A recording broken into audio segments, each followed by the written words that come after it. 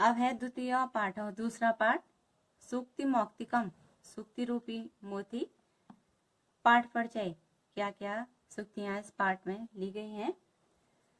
बालकों के जीवन में सत प्रेरणा तथा सदाचार व राष्ट्रभक्ति आदि सद्गुणों के विकास के लिए प्रस्तुत पाठ का निर्माण किया गया है। इन सूक्तियां का प्रयोग दैनंदिन जो रोजमर्रा का हमारा जीवन है, लोक व्यवहार में देखा जा सकता है। इनके प्रयोग से भाषा मधुर, परिष्कृत, प्रभावनी तथा प्रेरणाप्रद हो जाती है। अतः संस्कृत वाङ्मय के विभिन्न ग्रंथों, वेदों व पुराणों से सूक्तियों का चयन कर प्रस्तुत पाठ संकलित किया गया है। प्रस्तुत पाठ में संकलित सूक्तियों से बालक बालिकाएं भावी जीवन के लिए, भावी मैंने जो आने वाला उनका जीवन है, पाथेय प्राप्त कर, एक दिशा प्राप्त करके प्राप्त कर सकें। यही इस पाठ का उद्देश्य है, जो उनकी दिशा है उसको वो निर्धारित कर सकें। ये इस पाठ का उद्देश्य है। अब पहली सूक्ति है, एक एव जगत सृष्टा। यह सूक्ति श्री रामानंद जी के दिग्विजय नामक ग्रंथ से ली गई है। इसमें, इस सूक्ति में ईश्वर की सर्वव्यापकता पर प्रकाश डाला गया है कि ईश्वर की प्राप्ति सब जगह होती है। अब इसका एक मने एक ही है, एव मने ही शब्दार्थ हो गए इसके, और सृष्टा मने निर्माण करने वाला। एक मने एक ही है, एव मने ही, जगत मने संसार हो गया, और सृष्टा मने निर्माण करने वाला। अब इसका भावार्थ हो गया, अर्थ हो गया कि संसार को बनाने वाला एक ही है। अर्थात संसार में हमें जो भी असंख्य वस्तुएं, प्राणी, असंख्य जातियां और विभिन्न रंग रूप दिखते हैं, उन सब की रचना एक ही ईश्वर ने की है। अर्थात ईश्वर एक ही है, उसका सृष्टा माने निर्माण करने वाला और विनाशक भी एक ही है। ईश्वर अल्लाह, राम, रहीम आदि विभिन्न नामकरण हमारे द्वारा किए गए हैं, क्योंकि उसी ईश्वर के ये विभिन्न नाम हैं। ये सब अलग अलग नहीं हैं, वरन एक ही तत्व में विभिन्न नाम समाये हुए हैं। इसलिए इस जगत को बनाने वाला एक ही ईश्वर है। अब दूसरी सूक्ति है, एक्यम महीयु बलम मस्ति लोके। ये जन्मविजय नामक ग्रंथ से संकलित की गई है। इस सूक्ति में एकता के महत्व को समझाया गया है। अब इसकी व्याख्या होगी कि संसार में एकता में महान बल होता है। कोई कार्य कितना ही बड़ा, कठिन लगता हो या असंभव लगता हो, लेकिन उसको एकता के बल पर अत्यंत सरल बनाया जा सकता है। क्योंकि एक अकेली चींटी भले ही कुछ नहीं कर पाए, किंतु हजारों चींटियां मिलकर के पर्वत को खोखला करती हैं। एक तिनका भले ही हवा के झोंके में स्वयं को न रोक पाए, किंतु हजारों तिनके जब रस्सी के रूप में एक होते हैं, तो मदमस्त हाथी को भी रोकने में वे समर्थ होते हैं। इस प्रकार एकता संसार का सबसे बड़ा बल है, क्योंकि जब हम एक होंगे तो हम इस संसार में जो असंभव कार्य है उसको भी करने में सक्षम हो जाएंगे। अब इसके भावार्थ, शब्दार्थ हो गए, ऐक्य मने एकता, महीय मने महान, बलम मैंने बल हो गया, अस्ति है, लोके मैंने संसार में।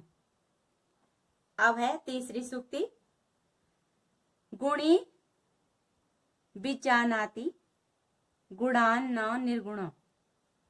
ये भीष्म चरितम नामक ग्रंथ से संकलित है। इस सूक्ति में गुणवानों के चरित्र पर प्रकाश डाला गया है। गुणवानों का चरित्र किस प्रकार होता है उसको बताया गया है। इसकी व्याख्या हो गई कि गुणवान गुणों को जानता है, गुणहीन नहीं।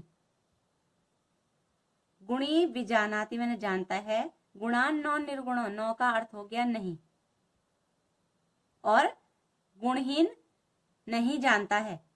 अर्थात जो व्यक्ति गुणवान होता है वही दूसरों के गुणों के महत्व को समझता है और उनका सम्मान भी करता है। गुणहीन व्यक्ति के लिए गुण दोष एक जैसे ही होते हैं। अर्थात गुणहीन व्यक्ति से गुणों का सम्मान करने की अपेक्षा नहीं की जा सकती है। उनके लिए गुण और दोष सदैव एक रूप में ही बने रहते हैं। अब है चौथी सूक्ति, ये सत्याग्रह गीता से संकलित की गई है। इस सूक्ति में देशभक्तों के चरित्र पर प्रकाश डाला गया है।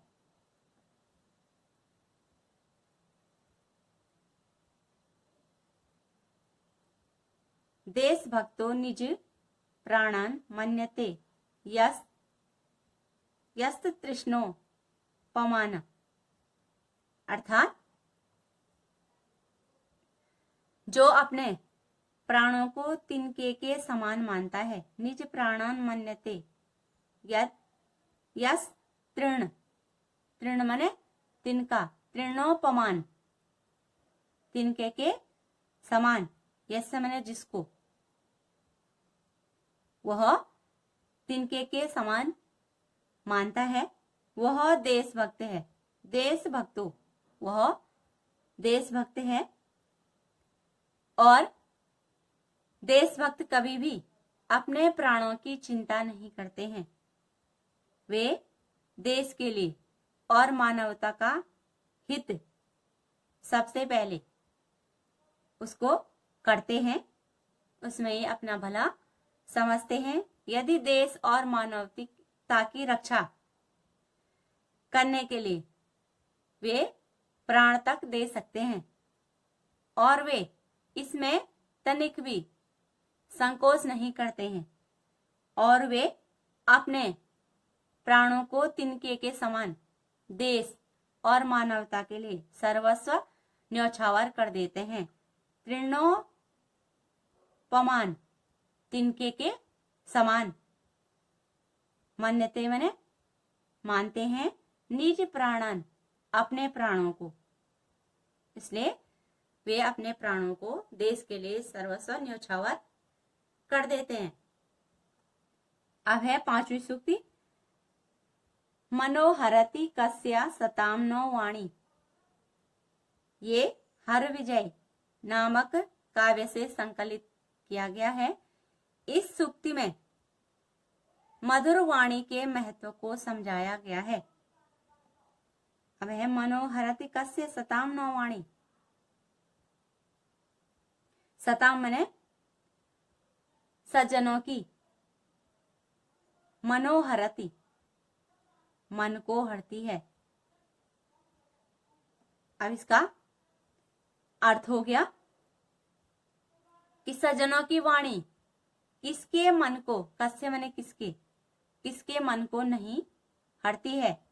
अर्थात सज्जन अत्यंत विनम्र और संस्कारवान होते हैं तथा उनकी वाणी अत्यंत मधुर होती है, जो कि सबका कल्याण करने वाली होती है।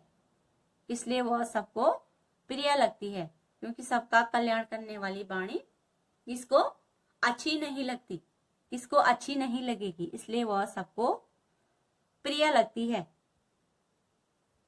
अब छठवीं सूक्ति है, न धर्म वृद्धेषु वय समीक्षते, ये कुमार संभवम जो कालिदास का महाकाव्य है वहां से संकलित की गई है। इस सूक्ति में धर्मनिष्ठ जो लोग हैं, धर्म में आस्था रखने वाले लोगों के चरित्र पर प्रकाश डाला गया है।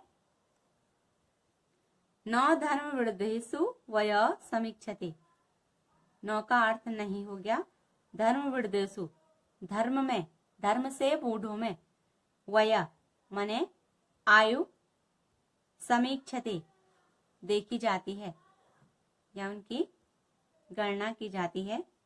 अब इसका अर्थ हो गया कि धर्म वृद्धों में आयु नहीं देखी जाती है, अर्थात जो धर्म पालन निष्ठा करने वाले लोग होते हैं उनकी आयु पर ध्यान नहीं दिया जाता है कि वे कितने उम्र के हैं, क्योंकि यह व्यक्ति की स्वयं की निष्ठा और दृढ़ जो मजबूत उनकी इच्छा शक्ति होती है उस पर निर्भर होता है, क्योंकि धर्मनिष्ठ होने के लिए व्यक्ति का बूढ़ा होना आवश्यक नहीं है।